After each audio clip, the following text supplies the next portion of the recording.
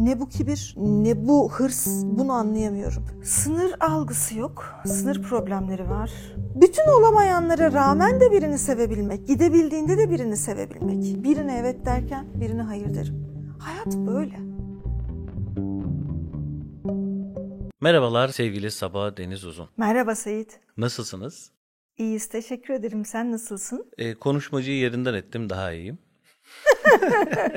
Bugün şunu konuşmak istiyorum sizinle, müsaitseniz eğer. Hani bazı insanlar var ya, böyle yapışkan insanlar. Hani git dersiniz gitmez, işte selam verirsiniz, başka türlü anlar, insanlık gösterirsiniz. Beni seviyor, işte bana tapıyor gibi, onun da bende gönlü var gibi. Böyle size yapışır. Siz öyle demek istemezsiniz, insani davranırsınız, kötü davranmazsınız. Bir şekilde sizin onu sevdiğinizi düşünür böyle. Böyle insanlar var hayatımızda. Kurtulamıyoruz bir şekilde bunlardan. Ve bunlar da bizim hayatımıza ister istemez zarar veriyor. Bu tür insanlar nasıl insanlar? Sınır algısı yok, sınır problemleri var. Sınırları tekrar yapılandırmak gerekiyor. Bebeksi duygulara sahipler. Bebekler anne ile çocuk arasındaki farkı bilemezler. Ve aslında bebekler bir şekilde bütün dünyasını kaplarlar ebeveynin. Dolayısıyla o insan, o kişinin bütün dünyasında var olmak, her alanında var olmak, her şekilde merkezi olmak ve dünyanın onun etrafında dönmesini istiyor. Ve bir şekilde de bu ilgiyle yaşayabileceğine inanıyor, bu ilgiden beslenebileceğine inanıyor. Şimdi bizim dünyamızda hele son dönemde Seyit'ciğim özellikle ilgiyle ilgili çok ciddi sıkıntı var. Çünkü biz ilgi odaklı yaşamaya başladık. İşte bir fotoğrafımızı koyalım, internette hızlıca ilgilensinler, beğensinler. Sürekli ilgi bizim üzerimizde olsun. Fakat bu çok yorucu ve çok çocuksu bir hal. Çünkü insanlar yetişkin olduğunda işte bir annenin tek işi çocuktur ve ilgisini başka hiçbir yere veremez. Bebektir özellikle. 24 saati neredeyse bebeğiyle iç içe yapışık geçer. Ama biz büyüdüğümüzde yetişkin olan sevgilimiz, arkadaşımız kendine ait bir dünyaya sahiptir.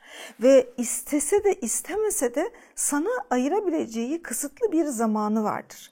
Ve kendisine ait sınırları vardır ve herkese göre bu sınırlar değişir. Ve bazen de insanlar çok katı ailelerin içinden gelmiştir. Hayatları boyunca sırtları hiç sıvazlanmamıştır. Arkasından biraz okşadığınız zaman onu ciddiye alır, önemser, işte beni seviyor der, aşık oldu der. Oradaki o direkt anne çocuğun hani belki fetüstaki, hatta bak bu fetüse kadar bile gidebilir.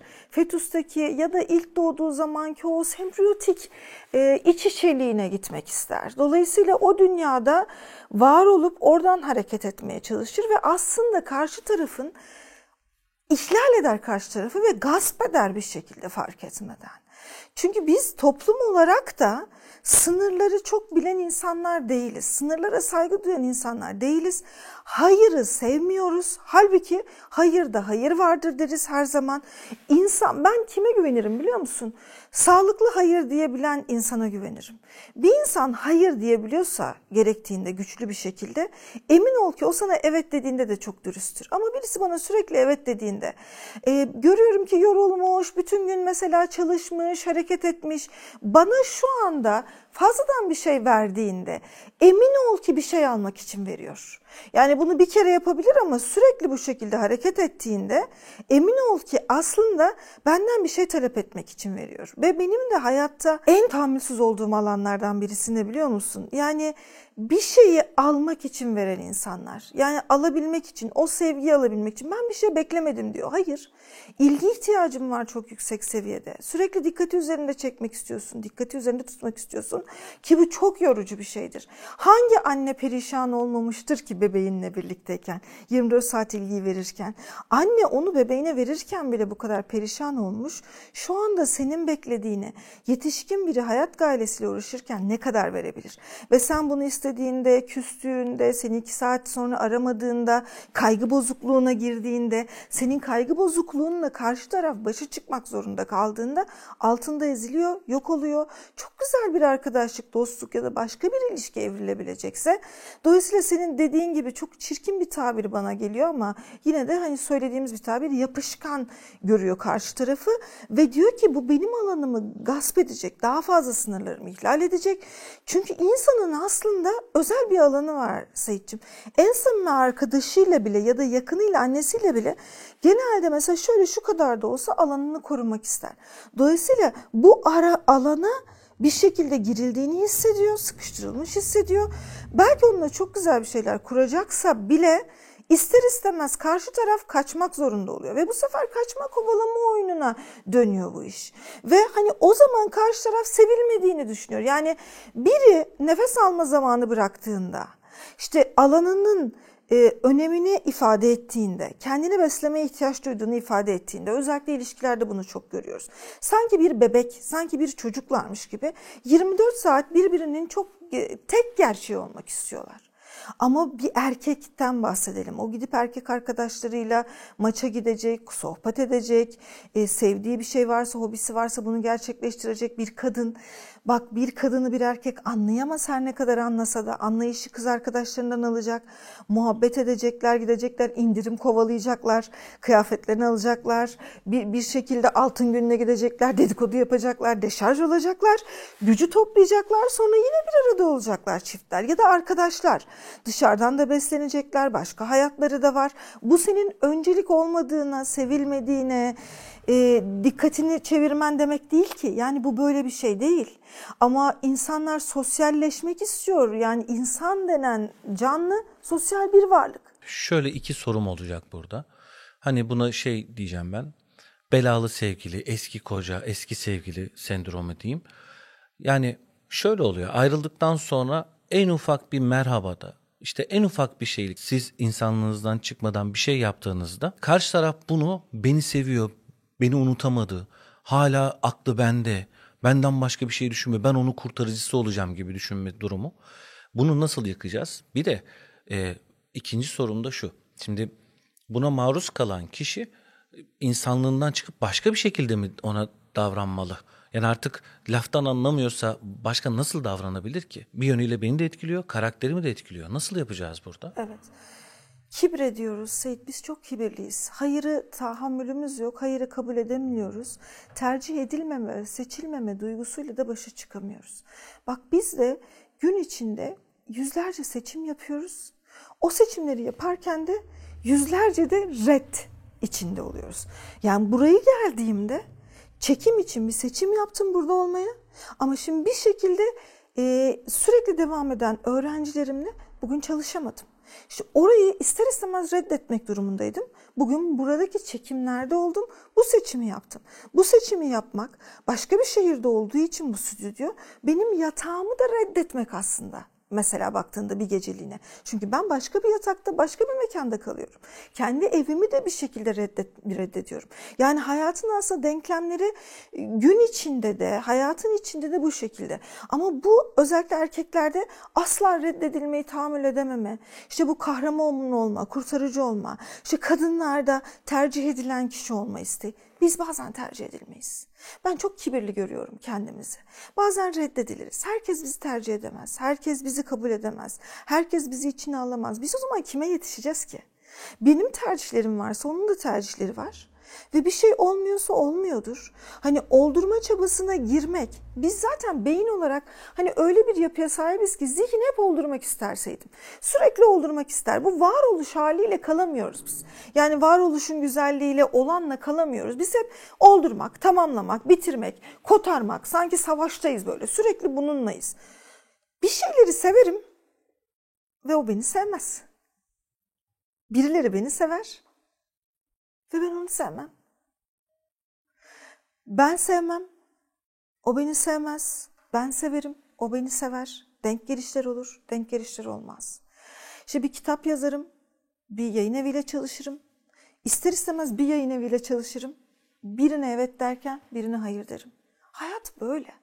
Yaşam böyle. Böyle ilerliyoruz. Dolayısıyla herkes o andaki ihtiyacına göre ilerliyor. Belki sen onun için en doğru insansın. Gerçekten de en doğru insansın. Doğru ve yanlışa inanmıyorum biliyorsun. Ama hakikaten de en doğru insansın. Ama bak, şu anda o bir sürecin içinde Ve mesela atıyorum onu aldatan biri ona hizmet ediyor. Ya da tam bağlanmak istemiyor. İş konusunda kariyere o kadar çok takmış ki sen ona bağlanabileceği, düzen kurabileceği harika bir ilişki sunacaksın. Gerçekten de o ilişki sunan erkeksin. Amma ve lakin o başka bir süreçte boğuşuyor.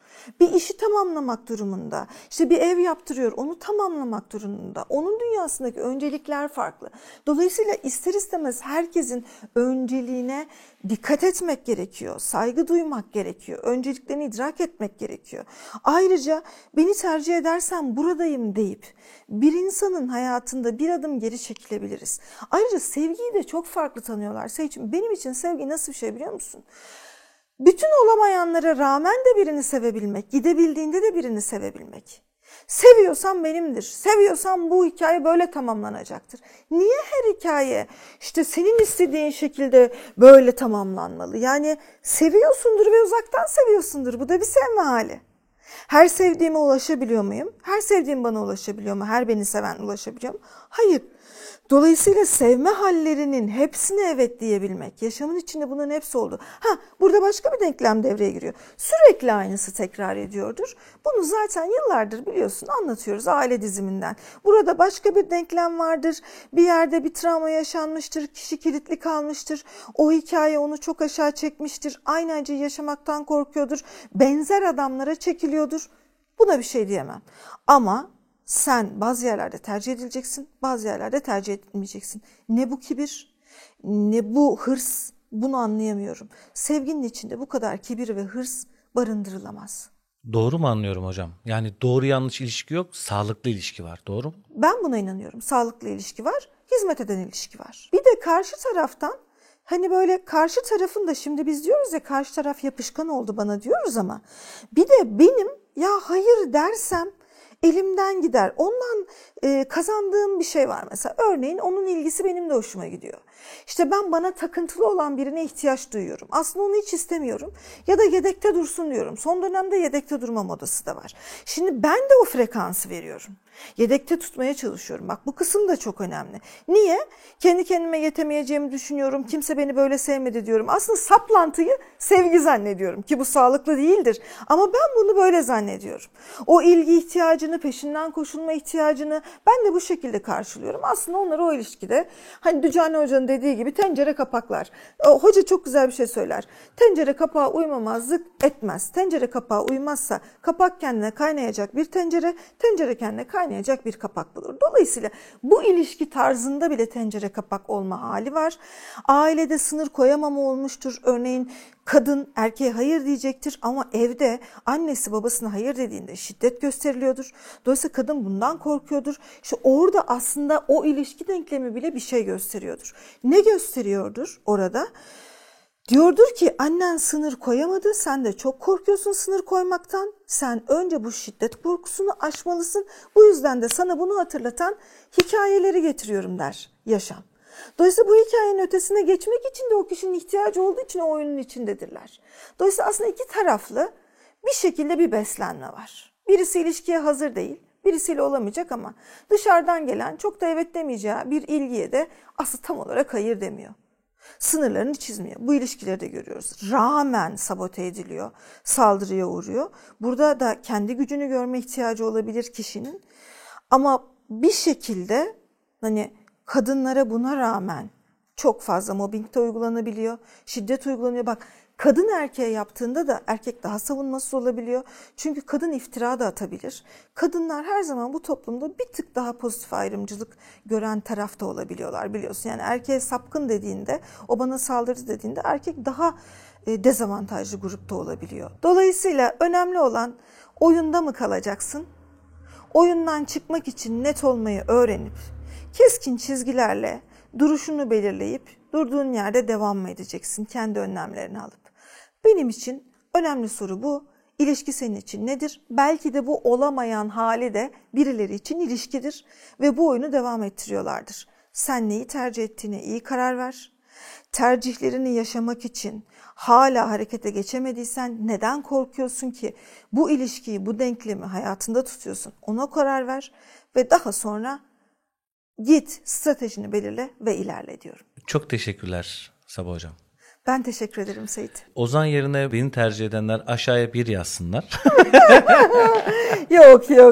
Bunu istemiyoruz. Ama bizi sevdiyseler yoruma mutlaka eklesinler ve seninle de arada birlikte program yapmak isterim. Hatta uzun uzun yapabiliriz. Mutlu oluruz. Yorumlarınızı bekliyoruz arkadaşlar. Çok teşekkür ederim. Çok sağ olun hocam. Biz teşekkür ederiz.